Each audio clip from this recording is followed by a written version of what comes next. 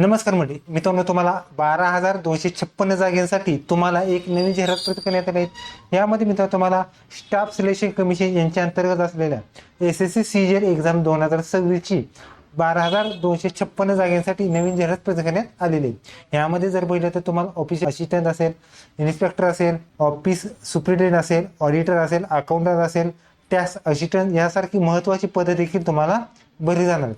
त्याचबरोबर तुम्ही कोणत्याही शाखेची पदवी असल्यास तुम्ही या ठिकाणी हा अर्ज भरू शकता।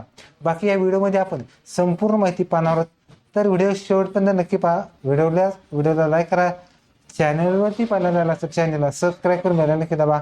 आज चढा सुरू करूया। ओके, तर मित्रांनो तुम्हाला स्टाफ सिलेक्शन कमिशन म्हणजे भारत सरकार यांच्या अंतर्गत तुम्हाला एक नवीन जाहिरात प्रसिद्ध करण्यात आली आहे। त्यामध्ये जर पाहिलं तर नोटीस आहेत मित्रांनो, तुम्हाला कंबाईन ग्रॅज्युएशन लेवल म्हणजे CGL 2026 ची जाहिरात प्रसिद्ध करण्यात आलेली आहे।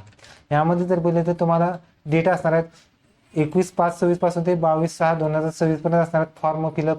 लास्ट डेट जर पाहिलं तर 22/6/26 पर्यंत असणार आहेत। Last date time online payment जर पाहिलं 23/6/26 पर्यंत असणार आहेत।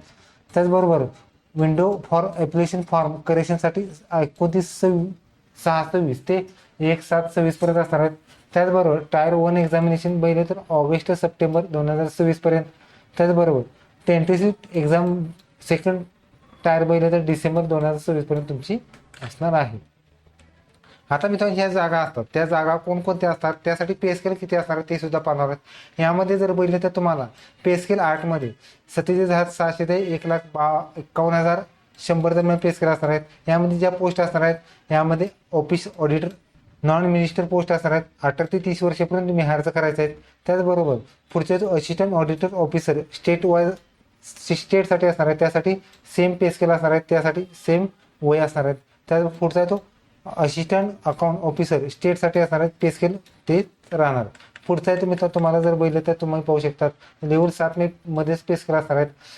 24,900 ते 1,42,400 पे स्केल असणार आहेत। ग्रुप बीचे सर्व पद असणार आहेत। त्यामध्ये जर बघितलं तर तुम्ही पाहू शकतात यामध्ये असिस्टंट सेक्शन ऑफिसर आहेत, ह्यासाठी 20 ते 30 वर्षापर्यंत तुम्ही अर्ज करायचे आहेत।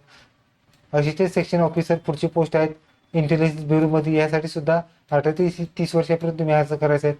पुढची पोस्ट आहेत 30 आहेत रेल्वे मिनिस्टर मार्फत 20 ते 30 वर्षापर्यंत तुम्ही अर्ज करायचे आहेत। यामध्ये पुढचा आहे तो मिनिस्टर ऑफ एक्सटर्नल अफेअर्स मध्ये तुम्हाला असणार आहेत 20 ते 30 वर्षापर्यंत तुम्ही अर्ज करायचे आहेत। पुढचा आहे तो AFHQ या डिपार्टमेंट अंतर्गत तुम्हाला असणार आहेत 20 ते 30 वर्षापर्यंत तुम्ही अर्ज करायचे। पुढचा आहे तो minister of electronics and information technology या डिपार्टमेंट मार्फत असणार आहेत 30 वर्षापर्यंत तुम्ही हा अर्ज करायचा आहे। बाकी जर बघितलं तर तुम्हाला अदर मिनिस्टर डिपार्टमेंट असेल किंवा सेंट्रल बोर्ड असेल, त्याचबरोबर पुढचे जर डिपार्टमेंट बघितलं तर ED असेल, CBI असेल व वेगवेगळे डिपार्टमेंट असतात, त्यानुसार तुम्हाला 18 ते 30 वर्ष असेल 20 ते 30 वर्षापर्यंत तुम्ही अर्ज करता येईल। पुढचा तो जर बघितलं तर तुम्हाला पे स्केल असणार आहे 25,400 ते 1,12,400 दरम्यान पे स्केल असणार आहे। त्यामध्ये जर बघितलं तर तुम्ही पोस्ट असणार आहेत असिस्टंट सेक्शन ऑफिसर आहेत, एक्झिक्युटिव्ह असेल, त्याचबरोबर रिसर्च असिस्टंट असेल, डिव्हिजनल अकाउंट सब इन्स्पेक्टर आहेत, सब इन्स्पेक्टर ज्युनियर इंटेलिजन्स असेल, वेगवेगळी पदं असतात, त्यासाठी ग्रुप बीची पोस्ट असणार आहेत। ह्या सर्व पदासाठी जर बघितलं तर काहीसाठी 18 ते 30 वर्ष आहेत, काहीसाठी बहुतेक 18 ते 32 वर्षापर्यंत तुम्ही या ठिकाणी अर्ज करता येणार आहे। पुढचा आहे तर लेवल 5 मध्ये 29,200 ते 92,300 दरम्यान ऑडिटर पोस्ट असणार आहेत। यासाठी ग्रुप C ची पोस्ट आहेत 18 ते 27 वर्ष तुम्ही अर्ज करता येणार आहे। त्याचबरोबर पुढची पोस्ट आहे जर पोस्ट बघितली तर तुम्ही पाहू शकता लेवल 4 मध्ये 25,500 ते 81 मध्ये पे स्केल लेवल C लेवलची पोस्ट असणार आहेत। यामध्ये पोस्टल असिस्टंट सॉर्टिंग असेल, सिनियर स्टॅटिस्टिकल असिस्टंट असेल, टेक्स्ट असिस्टंट किंवा सब इन्स्पेक्टर ह्यासाठी पोस्ट असणार आहेत। 18 ते 27 वर्षापर्यंत तुम्ही अर्ज करू शकता। आता ह्या मित्रांनो ज्या जागा असतात त्या जागा जर बघितल्या तर तुम्हाला state wise zone wise vacancy असतात। त्यामध्ये जर बघितलं तर तुम्हाला आरक्षण सुद्धा असणार आहे। त्यामध्ये ECचं आरक्षण आहेत, STचं आरक्षण आहेत, OBC आरक्षण आहे, EWS आरक्षण आहे, ओपनचं आहेत आणि हँडिकॅपचं आरक्षण सुद्धा तुम्हाला असणार आहे। तर मित्र हा फॉर्म भरायचा, तुम्ही हा फॉर्म ऑल इंडिया कॅन्डिडेट तुम्ही हा फॉर्म भरू शकता। त्यासाठी मित्रांनो OMR जर बघितले तर 1/8/2026 रोजी वय असणार आहेत। काय पदासाठी जर बघितले तर तुम्ही जर 18 ते 27 वर्ष जर बघितले तर 2/8/99 पासून ते 1/8/2008 पर्यंत असणार आहेत। 20 ते 30 वर्ष जर बघितले तर 2/8/96 पासून ते 1/8/6 पर्यंत असणार आहेत। त्याचबरोबर पुढचा तो 18 ते 30 वर्ष जर बघितले तर 2/8/96 पासून ते 1/8/2008 पर्यंत असणार आहेत। काय पदासाठी जर बघितले तर तुम्हाला 18 ते 32 वर्षे मध्ये म्हणजेच 2/8/94 पासून ते 1/8/2008 पर्यंत तुम्ही अर्ज करायचे. त्याचबरोबर काही पदासाठी वयामध्ये सूट असणार आहे. त्यामध्ये SC/ST असेल तर 5 वर्षाची सवलत आहेत, OBC असेल तर 3 वर्षाची वय सवलत असणार आहेत, हँडिकॅप असेल तर वयाची 10 वर्ष सुद्धा तुम्हाला सवलत असणार आहे. यासाठी मित्रांनो तुम्हाला एज्युकेशन जर बघितलं तर तुम्ही पाहू शकता यामध्ये असिस्टंट ऑडिट ऑफिसर ह्यासाठी सेंट्रल कॅडेट जर बघितलं तर कोणत्याही शाखेची पदवी असली तुम्ही अर्ज करू शकता. त्याचबरोबर जे राहिलेली सर्व पदं असतात जेमतेम जर बघितलं तर काही पदासाठी फक्त स्टॅटिस्टिकल असेल किंवा जर तुम्ही इंजिनियर वगैरे असेल तर ठराविक पदासाठी अर्ज करू शकतात किंवा इतर राहिलेली जी पदं असतात त्यासाठी कोणत्याही शाखेची पदवी असल्यास तुम्ही अर्ज करू शकता. तर मित्र हा फॉर्म भरायचा तुम्हाला हा फॉर्म acc.nic.in हे तुम्हाला हा फॉर्म भरायचा आहे. फॉर्म भरायचा तुम्हाला सही अपलोड करायचे. सही साईज बघितले तर 10 ते 20 KB आहेत. तुम्हाला JPG द्वारे तुम्हाला फोटो अपलोड करायचे आहेत, सही अपलोड करायचे आहेत आणि फोटो जर बघितला तर तुम्हाला लाईव्ह फोटो एडिट तुम्हाला हा अपलोड करायचा आहे. यासाठी परीक्षे फी जर बघितली तर 100 रुपये असणार आहेत. ही फी जर तुम्हाला बघितलं तर ओपन असेल, OBC असेल आणि EWS जेंट्ससाठी तुम्हाला असणार आहेत. बाकी जर ऑल वुमन्स असेल किंवा SC/ST हँडिकॅप असेल तर तुम्हाला कोणतीही फी नसणार आहे. ही फी मित्रांनो जर बघितलं तर तुम्हाला UPI, net banking, credit card, debit card fee भरू शकतात. लास्ट डेट जर बघितलं तर 23/6/2026 पर्यंत तुम्ही या ठिकाणी ही फी भरू शकता. त्याचबरोबर फॉर्ममध्ये करेक्शन असल्यास तुम्हाला 29/6/2026 ते 1/7/2026 पर्यंत तुम्ही या ठिकाणी ही फी आणि चेंज करू शकता. यासाठी मित्रांनो तुम्ही एक्झाम सेंटर जर बघितले असेल तुम्हाला रिजन वाईज एक्झाम सेंटर असणार आहेत. जर तुम्ही महाराष्ट्रातून असाल तर तुम्हाला वेस्टर्न रिजन असणार आहेत.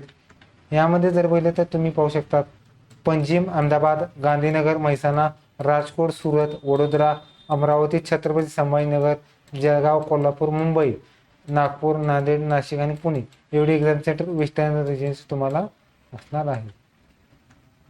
ह्यासाठी मित्रांनो स्टेप जर बघितलं तर टायर 1 असणार आहेत आणि टायर 2 अशा 2 स्टेपमध्ये तुम्हाला एक्झाम असणार आहे. यामध्ये टायर 1 जर बघितलं तर तुम्हाला कॉम्प्युटर बेस एक्झाम असणार आहे. त्यामध्ये 4 सेक्शन असतात. त्यामध्ये पहिला तर जनरल इंटेलिजन्स, जनरल अवेअरनेस, ऑप्टिट्यूड आणि इंग्लिश ग्रामर असणार आहेत.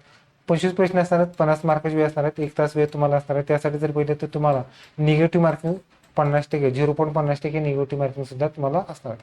त्यानंतर तुम्हाला स्टेज 1 क्वालिफाय झाले की स्टेज 2 असणार आहेत, टायर 2 असणार आहे. त्यामध्ये जर बघितलं तर तुम्हाला पेपर 1 असणार आहेत.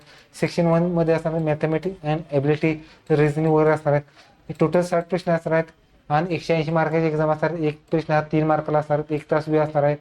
त्याचबरोबर तुम्हाला ह्यासाठी सेकंड सेक्शन असणार आहे. त्यामध्ये जर बघितलं तर तुम्हाला इंग्लिश लँग्वेज, जनरल अवेअरनेस असणार आहेत. 70 प्रश्न असणार आहेत आणि 210 मार्काची तुमची एक्झाम असणार आहे. त्यासाठी तुम्हाला प्रत्येक वाईज जर बघितलं तर 1 तास आणि 20 मिनिटे तुम्हाला वेळ असणार आहे. त्याच थर्ड सेक्शन असणार आहेत कॉम्प्युटर नॉलेज, 20 प्रश्न असणार आहेत. ती 60 मार्काला एक्झाम 15 मिनिटे वेळ तुम्हाला असणार आहे. त्याचबरोबर पुढचा सेक्शन आहे जर बघितलं तर डेटा एंट्री ऑपरेटर, ह्यासाठी सुद्धा त्यामध्ये तुम्हाला 15 मिनिटांमध्ये ते पूर्ण करायचं आहे. त्याचबरोबर सेकंड पेपर जर बघितला तर स्टॅटिस्टिकलसाठी असणार आहेत. खास करून जे स्टॅटमधून डिग्रीला झालेले त्यासाठी असणार आहेत. 100 प्रश्न असणार, 200 गुणाची एक्झाम 2 तास वेळ असणार आहे. त्याचबरोबर थर्ड पेपर असणार आहेत. त्याचमध्ये अजून एक पेपर असणार आहे जनरल स्टडीज, फायनान्स आणि कॉमर्ससाठी असणार आहेत. सो सेम तोच फॉर्मॅट तुम्हाला असणार आहे. यामध्ये जर बघितलं तर तुम्हाला निगेटिव्ह मार्किंग सुद्धा तुम्हाला असणार आहे. त्यानंतर मित्रांनो तुम्हाला टायर 1 झाला, टायर 2 झाल्यानंतर तुम्हाला DV म्हणजे डायरेक्ट डॉक्युमेंट व्हेरिफिकेशन असणार आहेत. त्यानंतर तुम्हाला फायनल मेरिट लिस्ट तुमची लावली जाणार आहे. यामध्ये मित्रांनो तुम्हाला मोड ऑफ सिलेक्शन पासिंगचा क्रायटेरिया जर बघितलं तर टायर 1 साठी असणार आहे UR साठी 30%, OBC EWS 25% आणि अदर कॅटेगरीसाठी 20 असणार आहेत. आणि टायर दुसरा असणार आहे. त्यामध्ये UR जर बघितलं तर 20% आहेत, OBC EWS 25% आणि अदर कॅटेगरीसाठी जर बघितलं तर 30%चा पासिंगचा क्रायटेरिया तुम्हाला फायनल लिस्टसाठी तुमचा लावण्यात येणार आहे. ओके, तरी तुम्ही तर तुम्हाला SSC मार्फत CGL एक्झाम 2026 ची नवीन जाहिरात व्हिडिओ का लाईक करा, शेअर करा, कमेंट करा. धन्यवाद. जय हिंद, जय महाराष्ट्र.